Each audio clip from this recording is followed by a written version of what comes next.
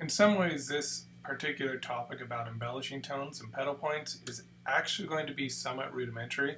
A lot of you probably already know what an embellishing tone is, sometimes called a non-chord tone, but this is an important concept that needs to be addressed before we move into future topics. If you watch the counterpoint lectures, you already know about a few embellishing tones, such as the passing tone, the non-chord tone with the neighbor tones when you have a dissonant neighbor, and the suspensions. But if you're new to this, then this is going to be a really important lecture for you before you move on to more advanced topics.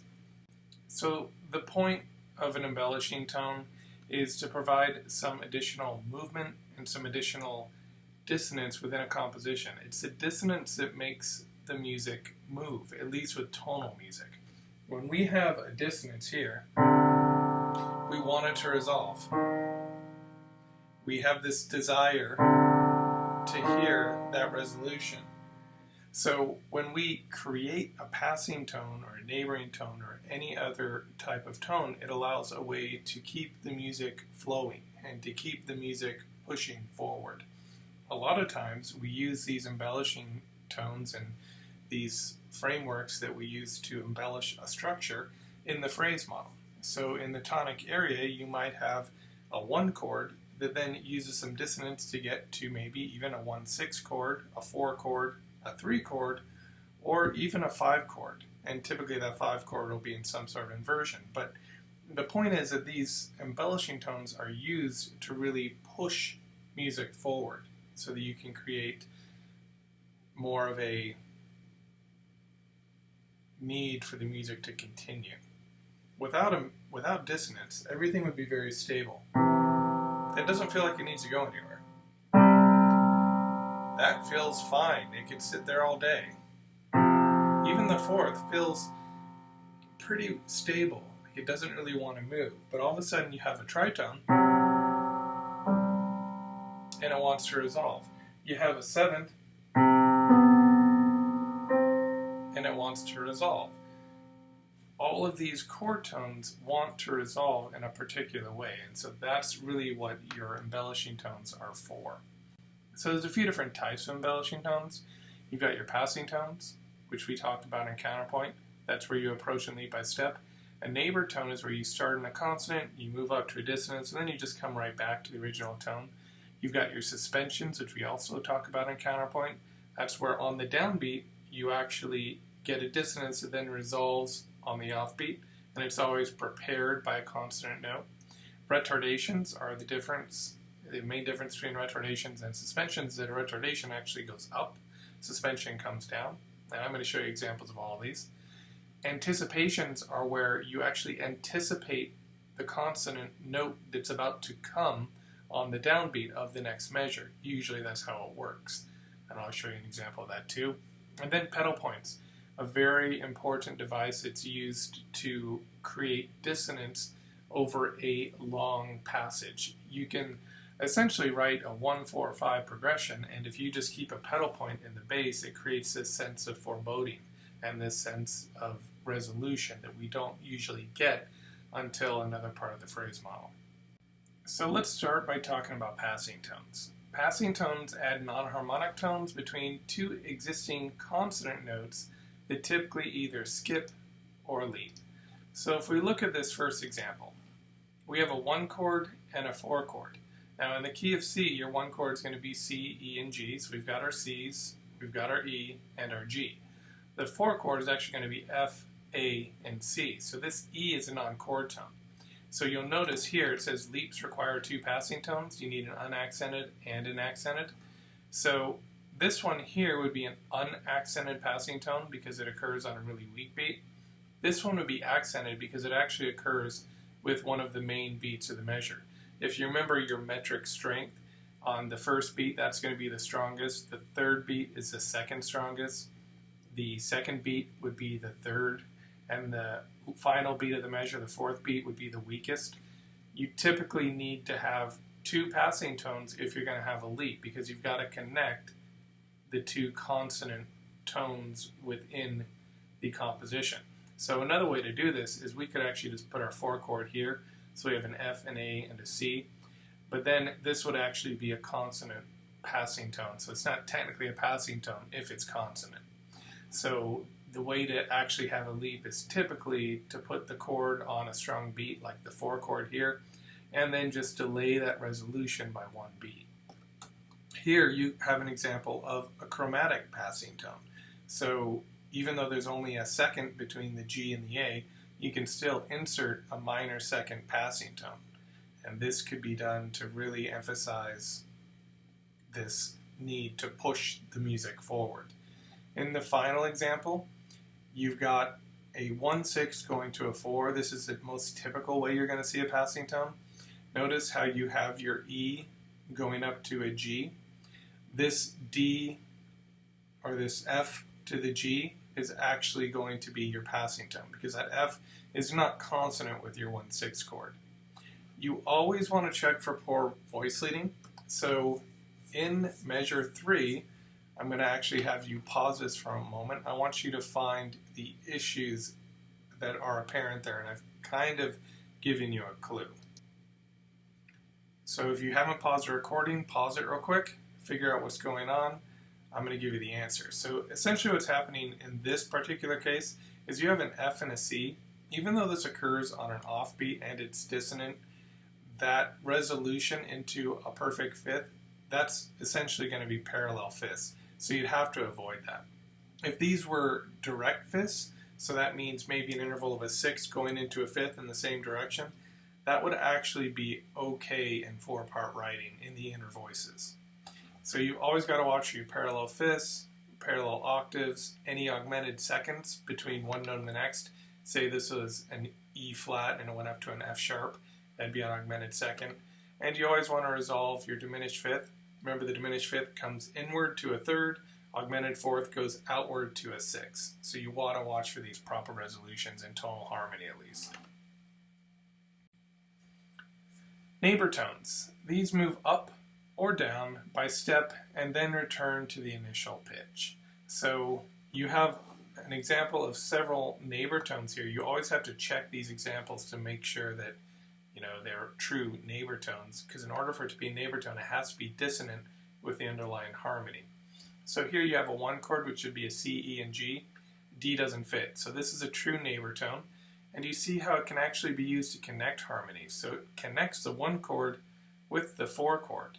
And it's dissonant to both the 1 and the 4 chord, which is sort of convenient because it allows us to have a true dissonance on that offbeat. Here we've got the leading tone. It doesn't fit the C chord, a B does not fit. And then we have our 4 chord, which is actually in inversion. And this is actually a 4/7. So we've got a dissonance here that connects a 1 and a 4/7. Here we have a 1/6 chord that connects to a 5 chord again. This is an example of an escape tone. It begins with a step to the dissonance, and then it skips or leaps in the opposite direction to a resolution note. So this is an incomplete neighbor because what we want is a B, and then we want to have another B here, and then we want it to resolve to a C before coming down to the B. We're missing that. So this is an example of an escape tone. Some theory textbooks will just refer to it as an incomplete neighbor. And there is an example of an appoggiatura as well. Usually these are a little bit awkward, but here if you have your 1/6 chord, C, E, G, the A doesn't fit. So this is a leap into a dissonance, and then it resolves into the 5 chord in the opposite direction. And some theory textbooks, again, will just take both of these concepts, the escape tone and the appoggiatura, and just call them an incomplete neighbor. A double neighbor revolves around a chord tone before resolving to the chord tone it circles. It can be thought of as a combination of an upper and a lower neighbor tone. And we don't actually have an example of a double neighbor, but if you wanted to create a double neighbor here, then this B, make it an 8th note, come up to a D here, and resolve down to the C. That'd be a double neighbor because we have both the B, which is dissonant with a 1 chord, and the D, which is also dissonant with a 1 chord, and then it just resolves to the C. So that's an example of your double neighbor but there is no example in this particular slide. All right, so let's talk a little bit about suspensions. These are something that you should be familiar with if you've taken counterpoint. It consists of a consonant preparation, a dissonant suspension that usually occurs on the downbeat, and a consonant resolution. So this is all laid out for you here. The preparation's consonant on a weak beat, typically the bar before the suspension occurs. The suspension is going to be on a strong beat, and the prepared note becomes dissonant with the harmony. So the prepared note typically occurs on that downbeat, and then the resolution is consonant. It comes on a weak beat and resolves down. Suspensions can also be embellished before they resolve. So I'm going to show you a few examples of suspensions. So here are your most common suspensions. Remember in counterpoint, we weren't really allowed to use a 9/8 if you've taken counterpoint. It was an available option, but it creates too much a sound of these parallel octaves. That sound is somewhat reduced when you have 4-part harmony, and so they are used in 4-part harmony. So your 7/6 suspension, let's take a look at this. This is a C major chord, so we got a C, and the E and the G are missing, but it's implied. And then you've got the preparation on the 3rd. So this is a consonant preparation. And then you have a 7th between the uppermost voice of the suspension and the bass. You always count your suspensions from the bass. So that 7 just resolves nicely into a 6. Here's another example of a 7/6. Here we have a full chord. We still have that E, and it just resolves nicely down into a 6 from the bass. So then the 4/3 suspension is a pretty common one. Here you have a preparation. In this case, it's actually occurring along the entire chord. This is the 5th of the 4 chord. The suspension is going to be dissonant, so typically we want to have a B here, but instead we put a C here, and then it just resolves down to a B, a 3rd above. So this would be a 4/3 because there's a 4th between the bass and the upper note. Put this in a chord, and you get better context for actually understanding these suspensions. So the way we mark these is just S7/6, S4/3. 9/8 suspension, same sort of thing here. We've got a consonant preparation, that's the 5th of your 1 chord. It ties over. This is dissonant with the 4 chord, and it's actually a 9th because if you go an octave above and then one more second, you get a 9th, and then it just resolves into the octave. Here's an example of how it might be written in an actual chord. You always want to watch your voice leading. Watch for those parallel fifths and octaves. Here is a 2/3 suspension. So 2/3 suspensions can resolve to root or first inversion triad. So in this case, they're all resolving to first inversion triads, and they occur in the bass. Another thing you probably remember from counterpoint. So here, the suspension, it's actually the root of the chord, it's holding over. It then becomes dissonant with the 1 chord because you shouldn't have an F in a C major chord. And then it just comes down to the E, the 3rd of the chord, which gives us a 1/6. And we would just say that there's a 2/3 suspension here that's obscuring the first inversion triad. Here's an example of it, again, with a different voicing, but you'll see this is still just a 4/3 suspension. Sorry, not 4/3, 2/3. And you'll notice that we're counting between the lowest note and the soprano. So that's a 2nd, and it resolves into a 3rd. Those are really the only types of bass suspensions you typically have. Suspensions are often found along with embellishments. So in this first example, we're missing the preparation from the previous measure, but if we saw the preparation, we'd have a C that's held over. This is the actual suspension, and that's a resolution. So in this first example, if you look from G to C, that's a 4th going to 3. So this is a 4/3. There's no embellishment. We just have the suspension, and then it resolves here to a 1 chord. In the next example, you still have a 4/3. So again, we assume that this 4 is held over from a consonant chord on the previous measure, but you have your 1 chord, and here's an F. So that's a 4th above the bass. That's C to F. And then it comes down to a 3rd above the bass. And then that 3rd holds over and forms a cadential 6/4. So if you remember the cadential 6/4, it's actually a 1/6/4 chord on the downbeat typically, and then it resolves to a 5 chord on a weaker beat. We write it this way because we are trying to reflect the dominant nature of the cadential 6/4. The cadential 6/4 is not really a 1/6/4 chord going to a 5. Our ears really hear it as a dissonance that resolves into the dominant. So what this is doing is it's showing you the voice leading. That 5 means there's a 5th in the bass. So in the key of C, the 5th is G. So we hold that G all the way over. The 6 refers to a 6 above the bass. So that would be your E. And then the 6, you'll notice it goes over to the 5. It just resolves to a 5th above the G. And then you have a 4 above the bass. So there's your C, and it resolves down to a 3.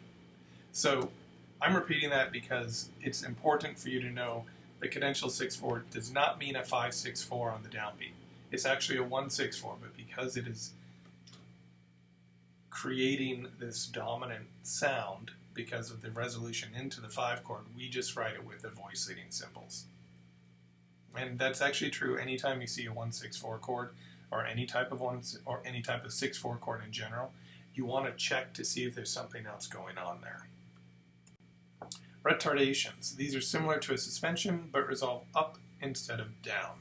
They often occur with a suspension. So here you've got a retardation. This is 7/8.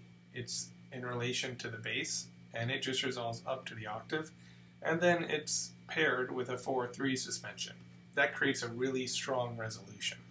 So it consists of a preparation, suspension, resolution, just like the suspension.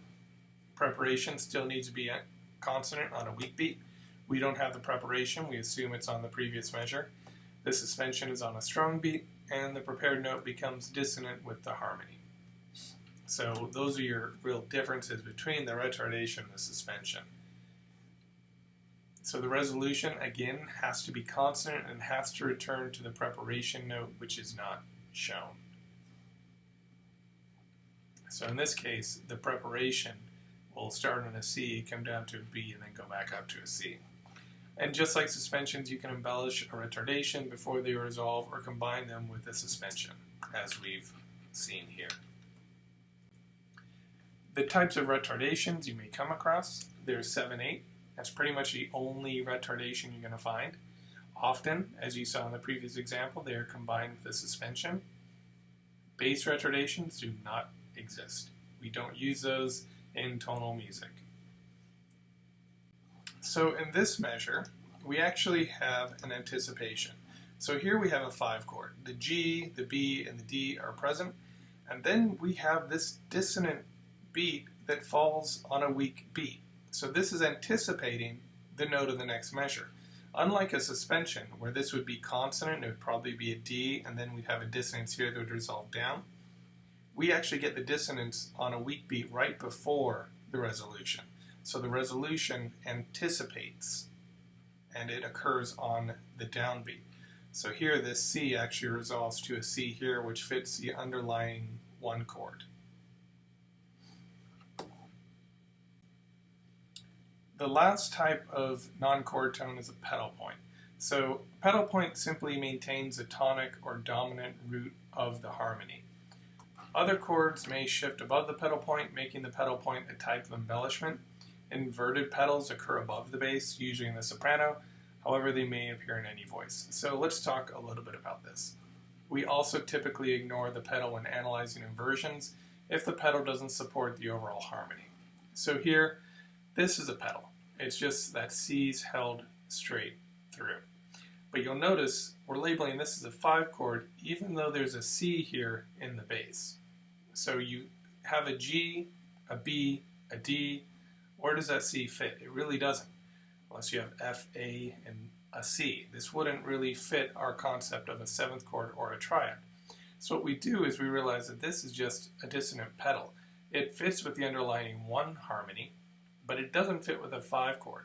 So it's just creating some dissonance that allows a resolution on the next beat, but these pedal points could last for several measures. And you could have this pedal point in the soprano, or in the alto, or in the tenor or in any other voice. It just typically most commonly occurs in the bass. So what we do here is we ignore everything else going on with the pedal. We can kind of delete it, and we only use it to analyze chords where it actually fits a harmony. So it fits a 1 harmony, so we say this is a 1 chord in root position. For the 5 chord, it doesn't fit the harmony, so we use the G as the bass tone, basically say there's a 5 chord with a pedal underneath it. And you could bracket this whole thing and write pedal underneath it to indicate, if you were analyzing the piece, that this was actually a pedal point. And again, they can occur in any voice. Pedal points don't have to emphasize the tonic. They sometimes emphasize the dominant. Less commonly, maybe in a predominant area, you might emphasize the predominant, but that's going to be very rare. So pedal points are a good way to create tension for long periods of time without having to use a whole lot of dissonant notes other than that